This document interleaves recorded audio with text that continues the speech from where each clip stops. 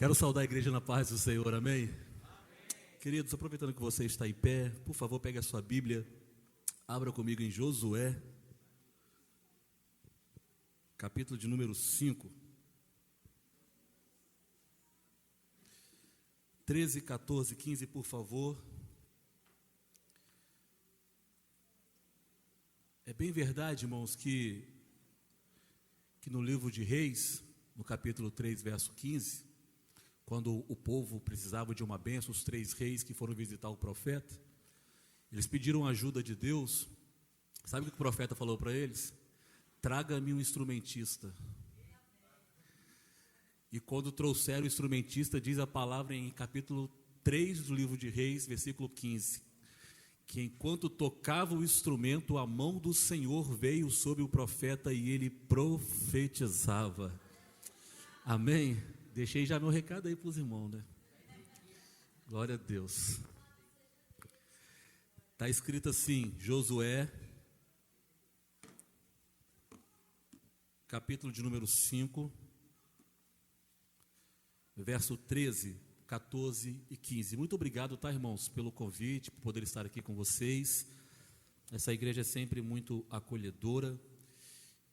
Já pedi desculpa aqui aos pastores e aos líderes, porque estou vendo todo mundo aqui de gravata, e eu falhei nessa parte aí, tá, irmãos? Mas da próxima vez eu venho certinho. Que os irmãos tenham misericórdia. Vamos lá, Josué, capítulo 5, verso 13. Quando Josué estava perto de Jericó, levantou os olhos e olhou, e eis que achava em pé diante dele um homem que trazia na mão uma espada. Josué se prostrou, aproximou-se dele e disse: você é dos nossos ou é dos adversários? Ele respondeu: eu não sou nenhuma coisa e nem outra, sou príncipe do exército do Senhor e acabo de chegar. Josué se prostrou com o rosto em terra e o adorou e disse: o que diz o meu senhor ao seu servo? O príncipe do exército do Senhor respondeu a Josué: tire a sandália dos teus pés, porque o lugar em que você está é santo. E Josué fez assim. Amém? Glória a Deus. Feche os teus olhos só mais uma vez. Deus, o Senhor melhor do que ninguém sabe o quanto nós precisamos de que o Senhor nos dê nessa noite mais do que informação. Nós precisamos de revelação, ó Deus, da Tua palavra. Embora a informação seja importante para o teu povo e para a Tua igreja, para o crescimento da mesma, mas nós acreditamos que a vida da palavra está na revelação da mesma. Por isso nós pedimos e suplicamos, revele a Tua palavra e atualize a mesma no nosso coração. Nós pedimos assim em nome de Jesus. Amém, amém. Se assenta no seu lugar dando glória a Deus.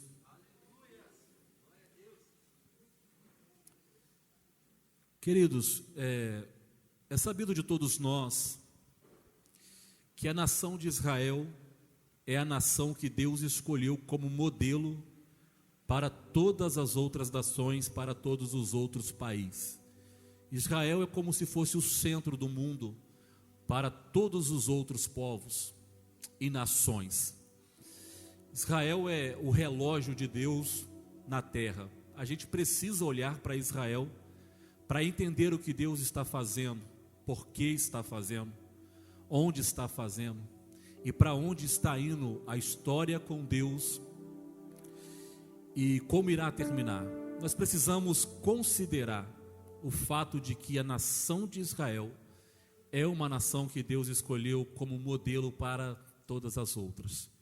Porque eu desconheço a razão, mas eu suspeito que seja por causa da raiz genealógica que liga todo o povo de Israel ao primeiro homem chamado Adão.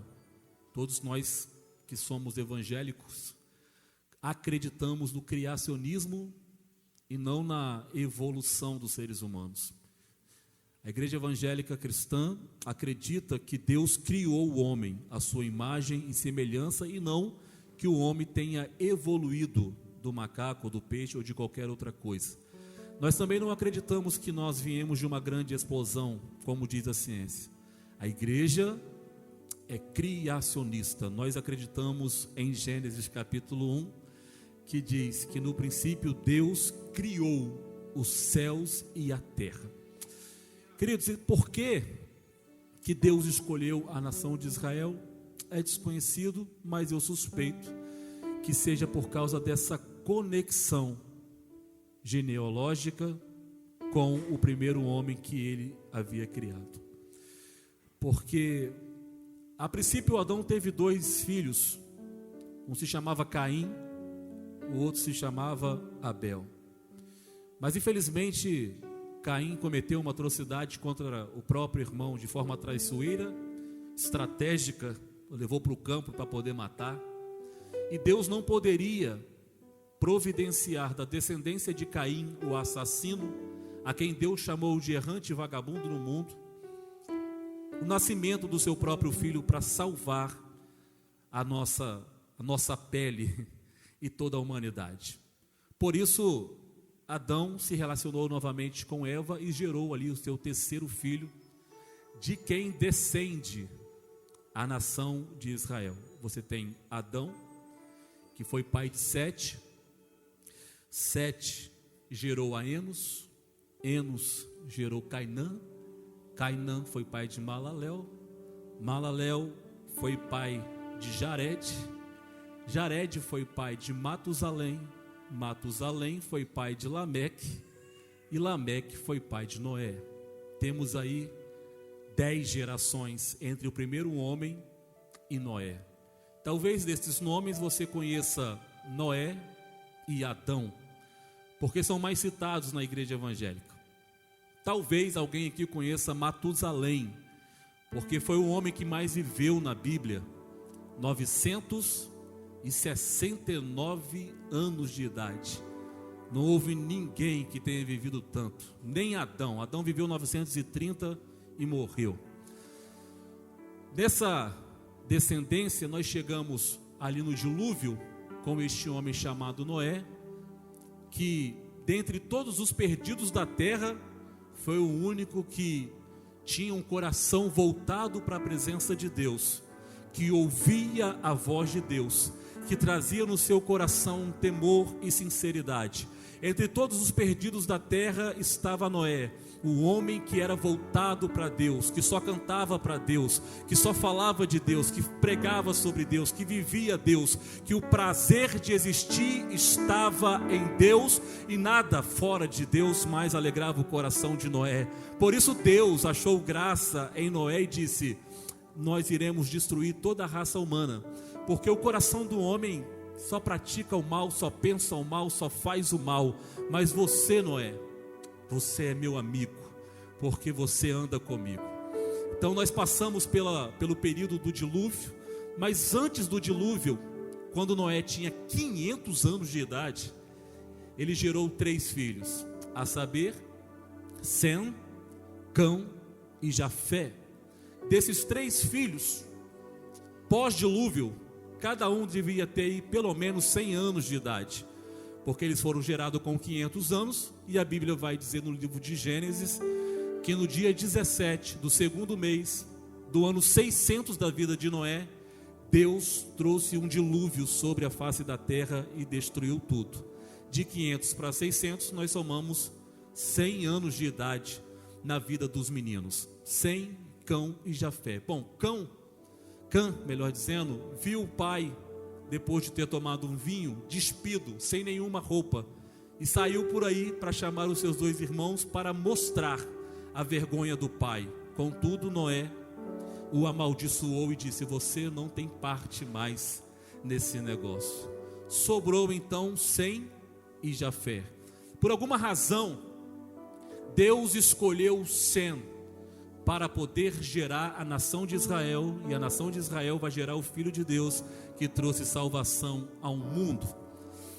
Por alguma razão, Deus não escolheu Jafé, e eu acredito que seja por causa da expressão e da postura de cada um dos filhos que este homem produziu e dos seus descendentes. Aí você tem Sem, que foi pai de Arfaxade. Arfaxade foi pai de Selá.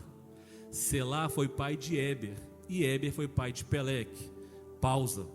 Porque nos dias de Peleque, Deus espalhou o povo sobre a face da terra, nos levando assim a entender que Peleque viveu no tempo da Torre de Babel.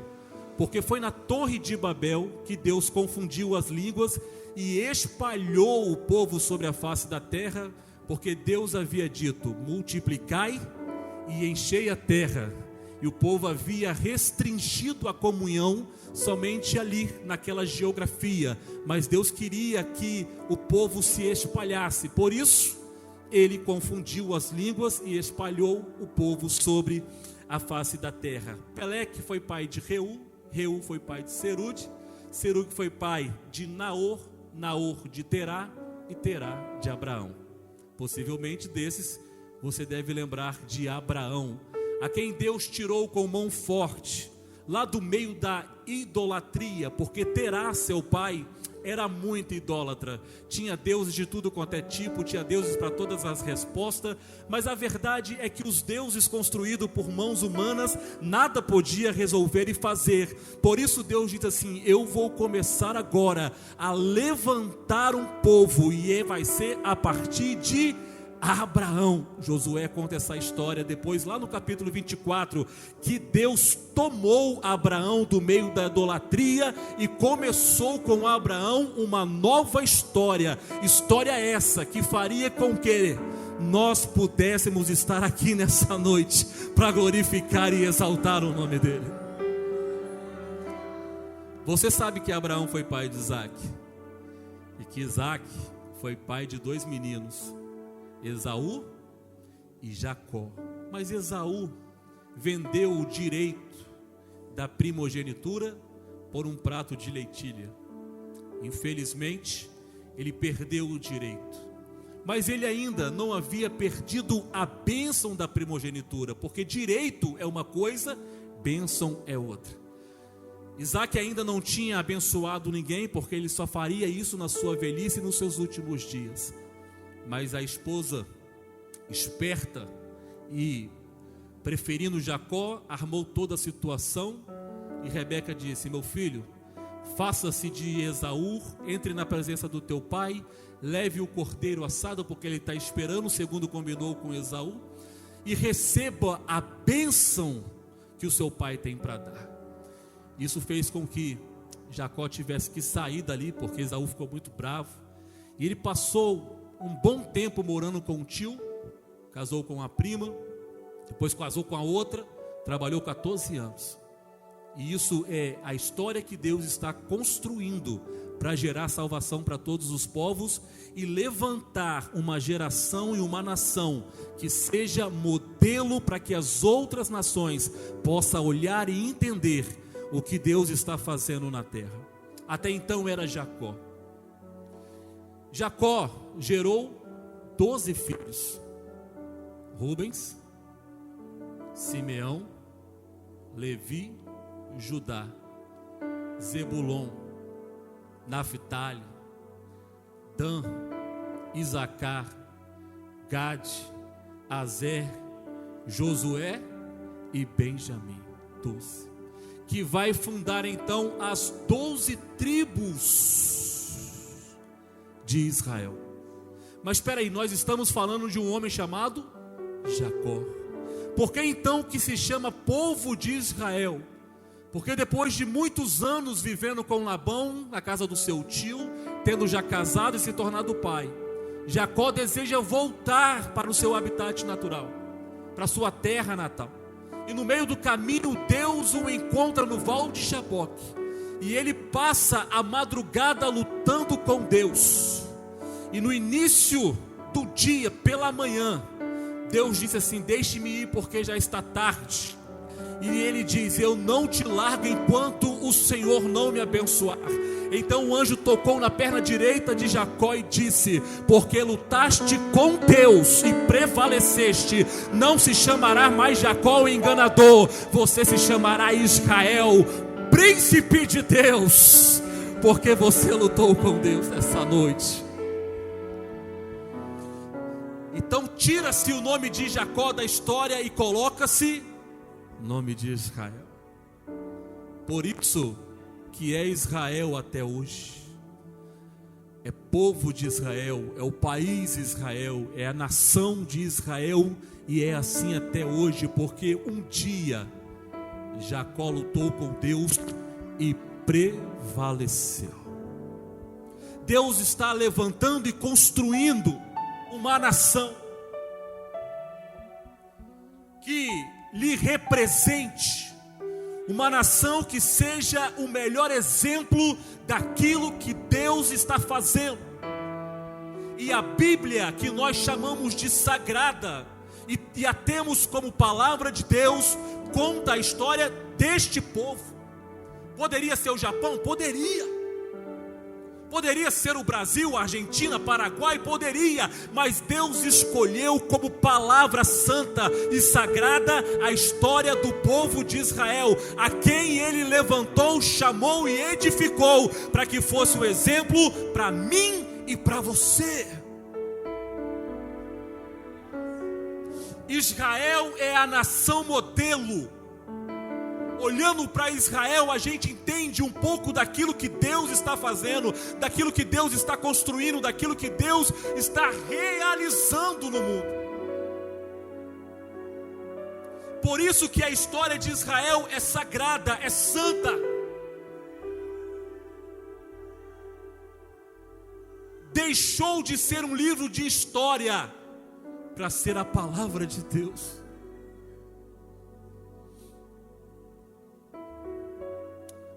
Mas a verdade é que houve fome na terra na época de Jacó, e Deus preparou todas as coisas através do seu filho José. E anos depois, José já era governador no Egito, depois de um trabalhar de Deus maravilhoso. E quando houve fome em Canaã, todo o povo foi morar no Egito.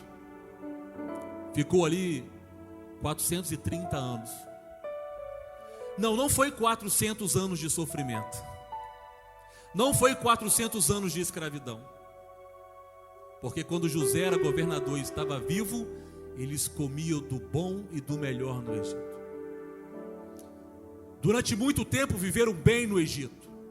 Mas quando levantou-se um faraó que não conhecia ou não considerava ou não respeitava a história de José, então começou a oprimir o povo. Nesse tempo, a África já não era mais negra, a África era branca, por causa da invasão. Por isso que o Egito, você vê os faraó, eles são brancos, em plena África.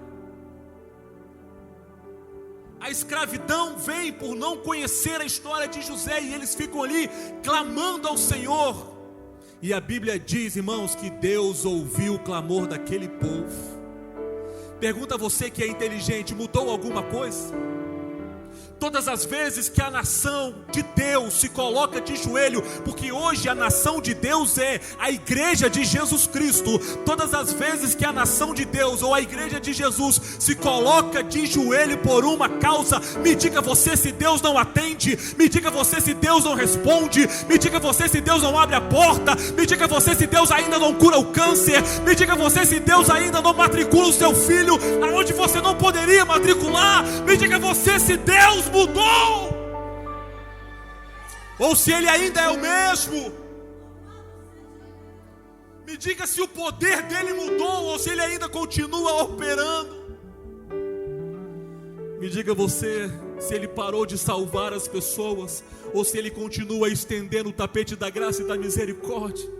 Me diga você se Ele abandonou as famílias, ou se Ele continua restaurando as famílias. Me diga você se os casamentos por aí estão abandonados, ou se os casamentos que são colocados diante do altar de Deus têm sido restaurados pelo poder do sangue de Jesus.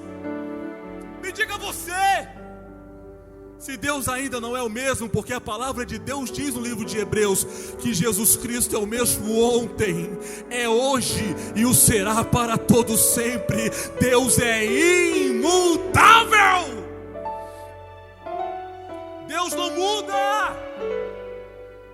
Quem muda é o povo. E a fé que nós carregamos no coração. Deus ouviu o clamor daquele povo e levantou um homem chamado Moisés, que estava lá dentro do palácio, com uma certa idade, quase 40 anos de idade. Ele faz o que não deveria fazer, matou um soldado egípcio, teve que fugir e ficar na terra onde morava Jetro, que se tornaria o seu sogro futuramente, terra de Midian. E um dia, pastoreando as ovelhas de Jetro, ele vê uma sarça que queimava e não se consumia. Porque o segredo não é o fogo queimar a sarça, porque isso é comum no deserto. O extraordinário é ela não se consumir.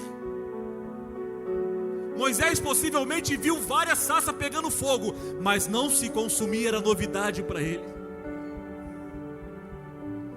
Ele chega perto para ver o que era aquilo, era surpresa, era novo, era inédito.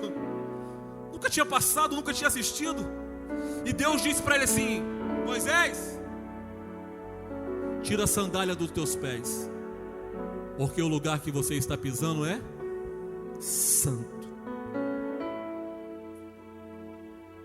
Moisés volta ao Egito e liberta Israel, com 80 anos de idade. Vive até os 120 e morre lá em cima no Monte Nebo. A Bíblia diz que homem nenhum sepultou o corpo de Moisés, porque o próprio Deus fez o sepultamento dele. Judas vai dizer depois que Arcanjo Miguel e Satanás contendiam pelo corpo de Moisés. Deus sabe por quê. Mas a nação não pode ficar sem um líder. É nesse tempo que aparece este homem chamado Josué.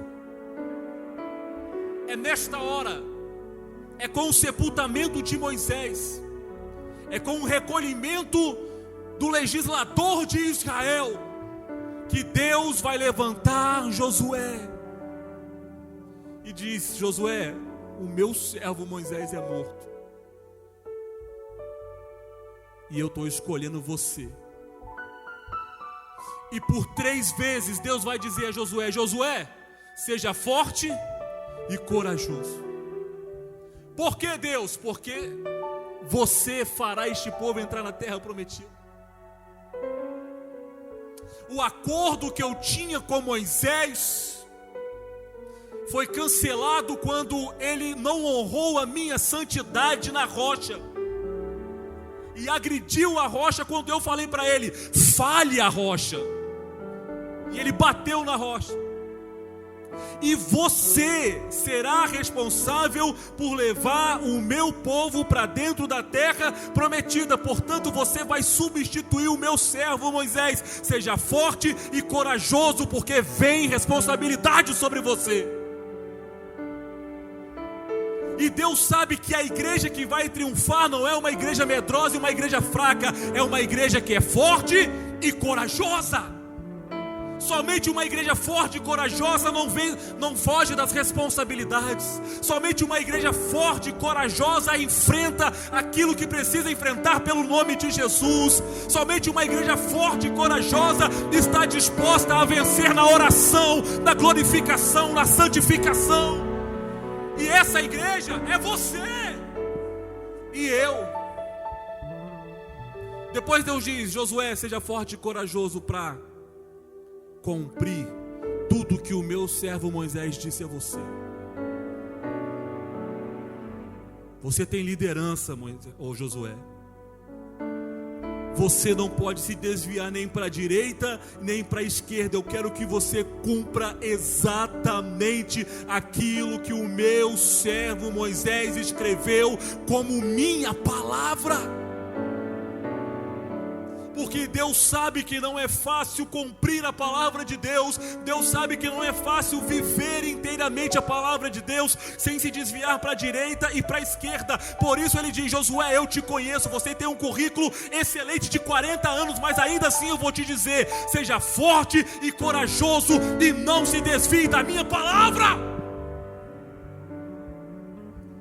Josué tinha 40 anos de currículo, 40 anos de fé, 40 anos de estrada, 40 anos de oração, 40 anos de intimidade com Deus. Mesmo assim Deus está falando: cuidado, Josué, porque apesar de tanta experiência, de tanto tempo na fé, você corre o risco de se desviar da minha palavra. Então somente seja forte e corajoso. Depois Deus diz mais uma vez, no versículo 9 do capítulo 1: Josué, seja forte e corajoso, porque eu, Senhor teu Deus, estarei contigo. Vai ter responsabilidade para você. Você vai ter que cumprir a palavra, mas saiba que você não vai fazer isso sozinho, porque eu vou estar com você. Eu não sei se a gente consegue entender o que Deus está falando com Josué, porque aquilo que ele está falando com Josué, em Josué capítulo 1, ele fala comigo e com você. A responsabilidade está sobre a nossa vida. Nós também precisamos ser fiel à palavra de Deus e não se desviar nem para a direita e nem para a esquerda. Alguém pode pensar assim: isso é muito difícil, mas Deus está dizendo: eu vou estar do teu lado. Você não vai fazer isso sozinho.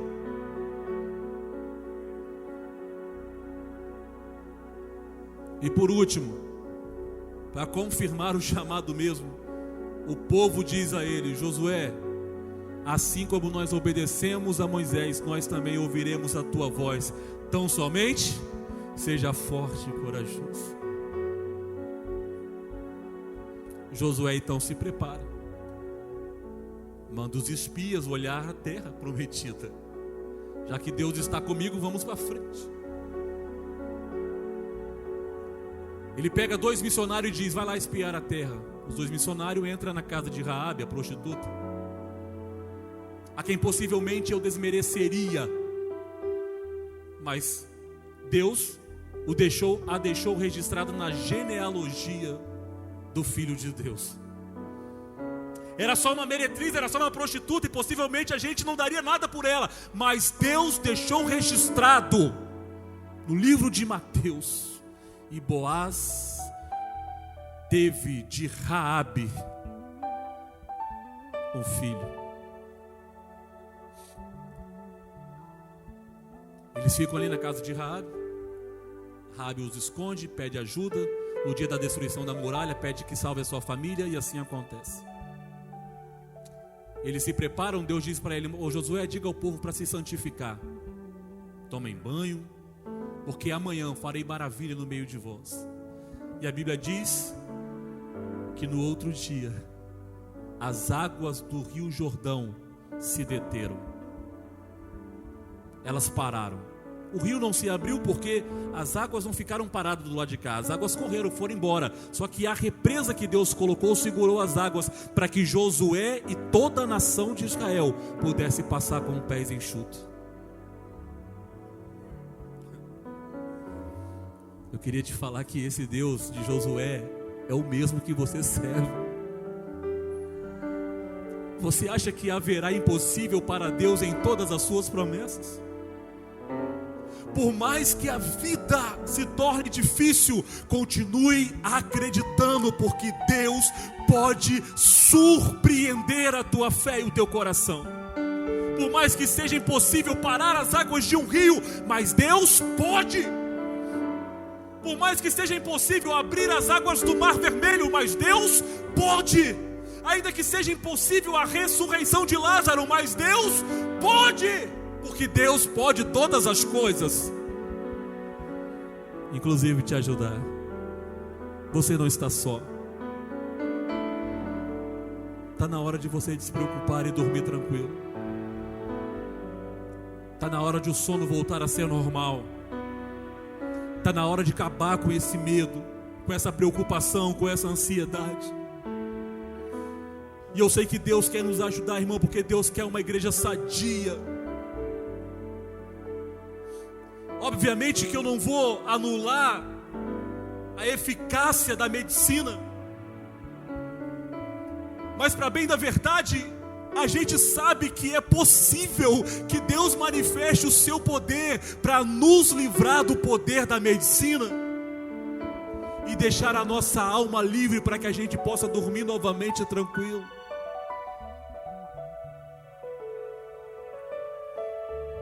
Porque não há impossíveis para Deus. O rio para, o povo atravessa. Josué diz: olha, pega 12 pedras aí. Da onde, Josué? Do rio, aonde estão os pés do sacerdote. Para que, Josué? Nós precisamos de alguma coisa para lembrar daquilo que Deus fez nesse dia. Com essas 12 pedras nós vamos edificar um altar em honra ao Senhor.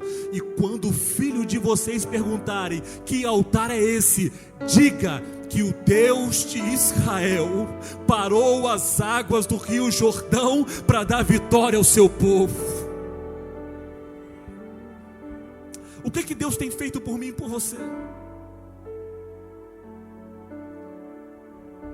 A Bíblia diz no Salmo 126, grandes coisas fez o Senhor por nós, e é por isso que nós estamos alegres, é por isso que hoje nós estamos celebrando uma festa, é por isso que hoje nós estamos num congresso, é por isso que hoje nós temos aqui um grupo de instrumentistas que estão louvando ao Senhor, nós temos uma igreja fortalecida, saudável, que está louvando ao Senhor. Não é mérito nosso, é porque Deus tem realizado nos nossos dias e no meio da tua igreja grandes coisas, grandes coisas, grandes coisas. E é por isso que nós te damos a honra, a glória e o louvor, Deus. Aleluia.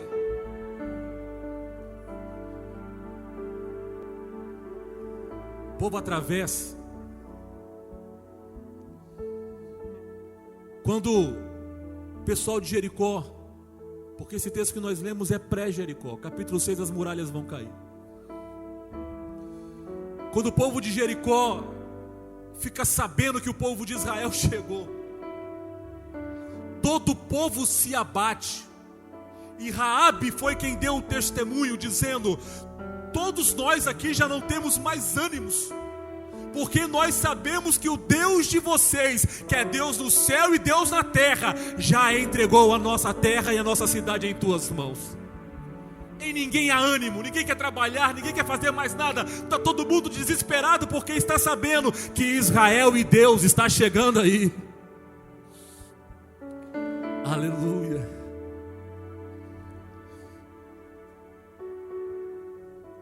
Israel para em frente à cidade, no texto que nós lemos. E Josué está de pé olhando para a cidade.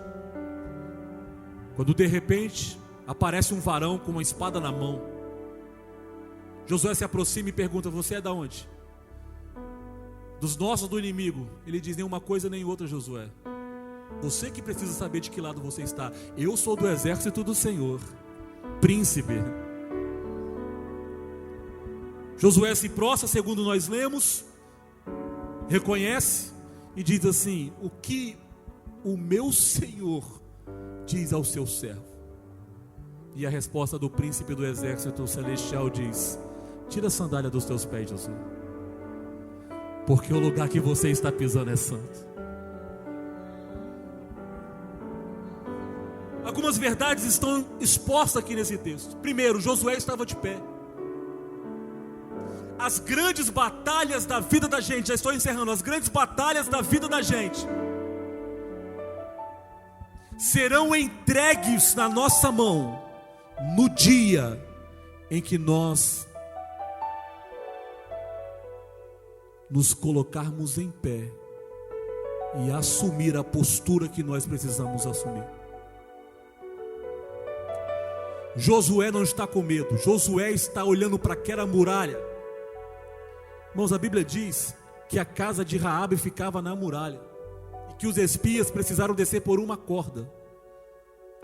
Era uma muralha muito alta e também muito larga, porque cabia uma casa na muralha. Há quem diga que cabia carros passando por cima dela.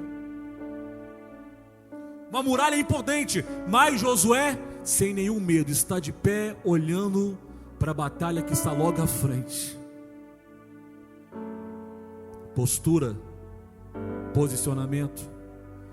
Na Bíblia, Deus tem usado essas pessoas que têm se posicionado para viver o sobrenatural. Deus usou Noé porque ele se posicionou. Deus usou Davi porque ele se posicionou. Deus usou Eliseu porque ele se posicionou. Deus usou Elias porque Elias se posicionou. Deus usou Salomão porque Salomão se posicionou. Deus usou o rei Ezequias porque Ezequias se posicionou, mesmo com o pai todo perdido e o filho também. Quem se posiciona será usado por Deus, e mais, não só será usado, como também será lembrado.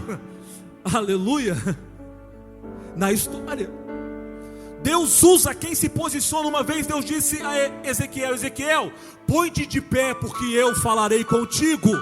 A alegria de Deus não está em usar pessoas acomodadas, sentadas e preguiçosas. A alegria de Deus está em usar homens e mulheres que se posicionam para a grande batalha e diz: Deus, eu não sei como vai ser, mas pode contar comigo. Eu estou aqui para ser usado pelo Senhor nessa terra. Aleluia! Aleluia! Deus quer usar as pessoas que se posicionam. Aí a Bíblia diz que ele levantou os olhos e olhou. Porque Deus vai dar a vitória a uma igreja que consegue ter uma boa visão. Levante os seus olhos e veja.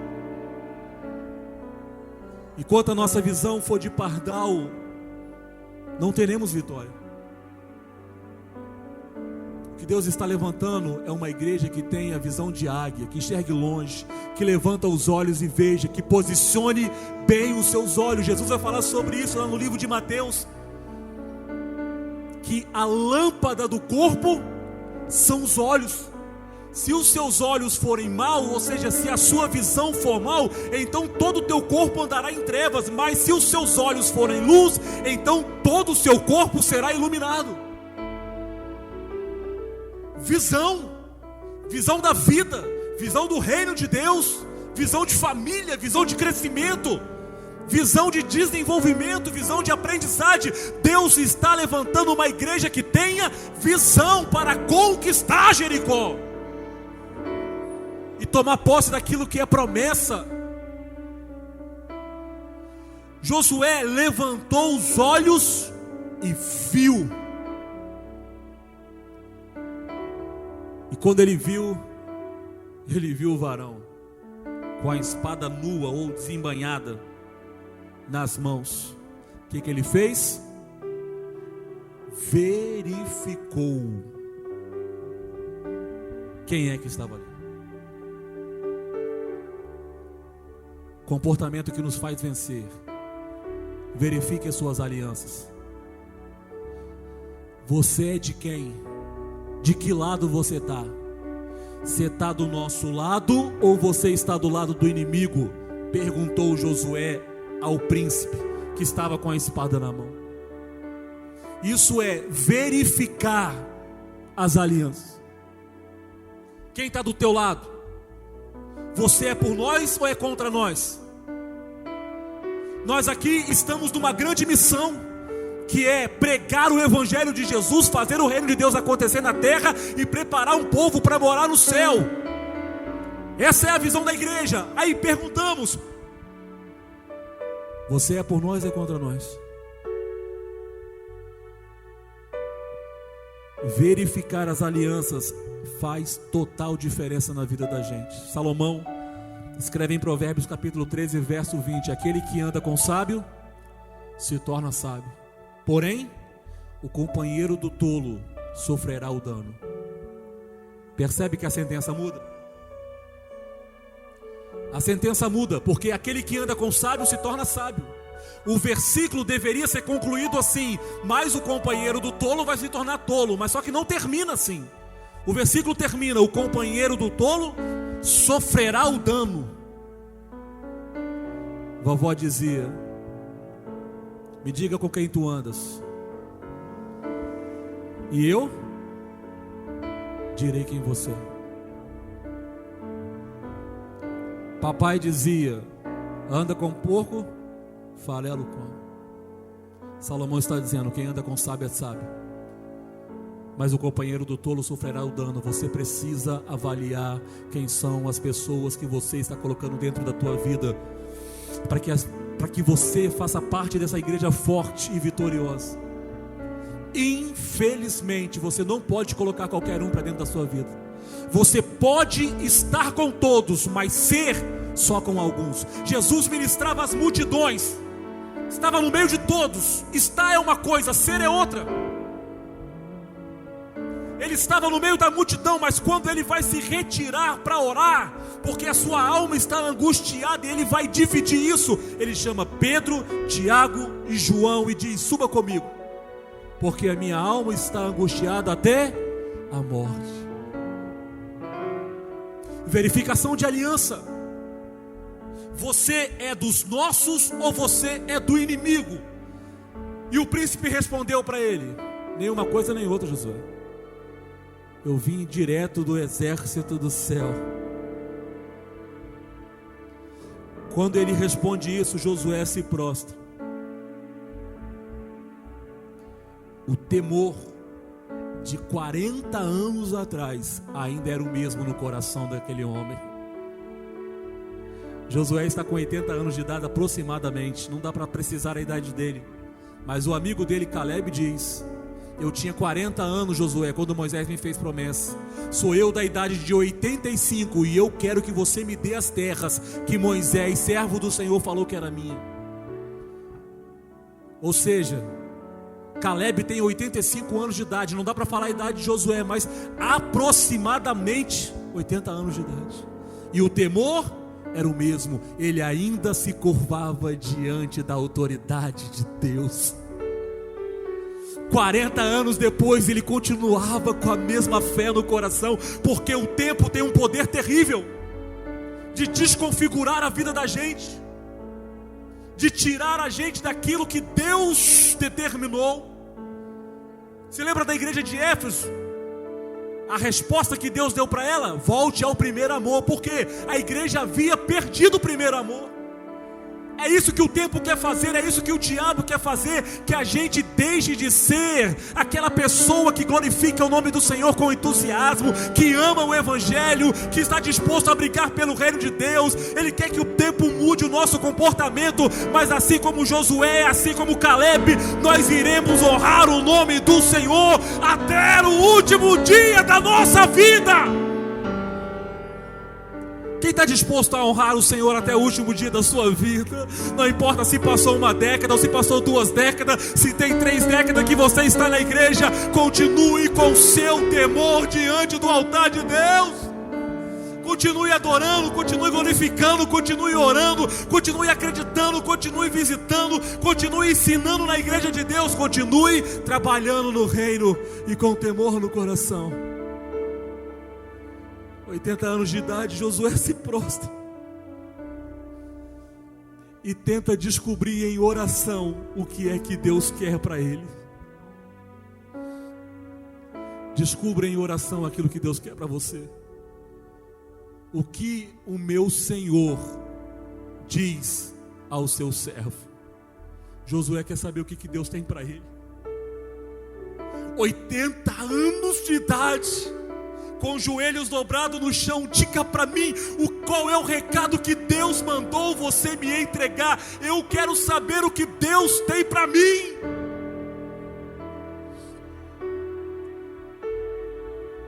Às vezes eu vejo as pessoas dizendo assim: eu não sei qual é o meu chamado, pastor. Eu preciso descobrir qual é o meu chamado. O nosso chamado é servir. Ponto. Você e eu fomos chamados para servir à semelhança do Filho de Deus, até que, disse Paulo, nos tornemos semelhante ao Filho de Deus. Esse é o nosso chamado. Talvez Deus te coloque na função de pastor, talvez Deus te coloque na função de evangelista, talvez Deus coloque alguém aqui na função de mestre, talvez Deus chame alguém para ser apóstolo, quem sabe Deus pode, talvez Deus chame alguém para fazer a função de profeta na igreja, mas o nosso chamado se chama serviço. Sirva o máximo que você puder. Limpa a igreja, lava o banheiro, traga água para alguém, sirva alguém, porque o nosso chamado é servir. Eu não posso pregar para mim, eu tenho que pregar para você. Eles não podem tocar para eles, eles têm que tocar para outro. As árvores não comem os seus próprios frutos, nem os rios bebem as suas próprias águas. Tudo na natureza é em prol de alguém, e o reino de Deus é semelhante à natureza. Nós não existimos para nós mesmos, nós existimos para o outro. Porque é bom estar feliz, irmãos, mas é maravilhoso saber que alguém está feliz por tua causa. É diferente. Depois de descobrir em oração o que Deus queria dele, encerro dizendo que a resposta do príncipe do exército celestial foi: ô Josué, tira a sandália dos teus pés. O que Deus quer para mim? Tira a sandália dos pés, porque o lugar que você está pisando é santo. Parece incoerente, né? Pergunta uma coisa, responde outra, parece conversa de doido.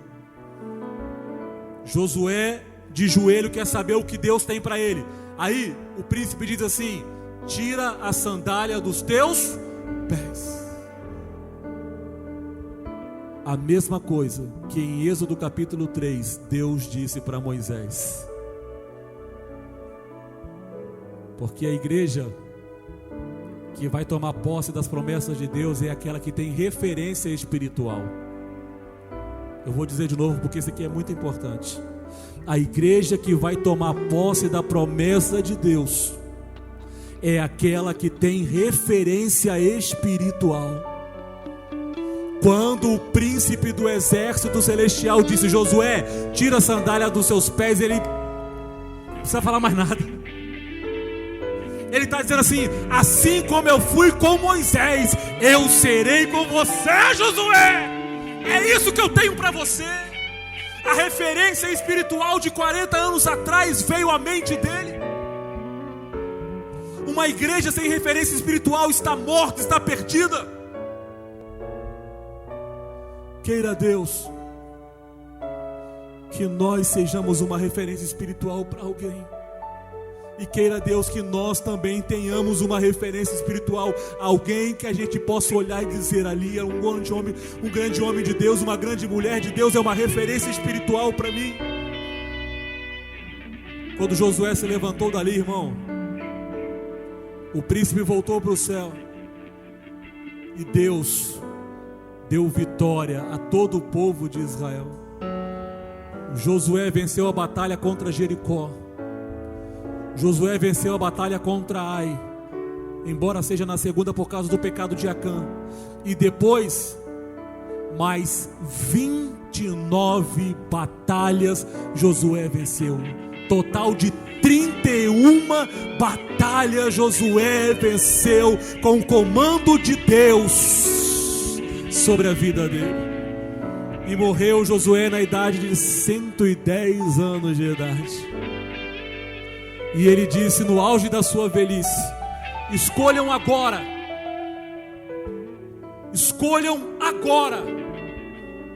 a quem vocês servirão. Se te parecem servir aos deuses do teu pai, feito por mãos humanas, decida agora, porque eu e a minha casa, aleluia, eu e a minha casa, eu quero ver mais mão levantada para a glória de Jesus. Eu e a minha casa serviremos ao Senhor. Levanta tua mão bem alta e aplauda ao Rei dos Reis e Senhor dos Senhores. Oh, aleluia. Fica de pé no seu lugar e vamos orar. Aleluia. Bendito seja Deus.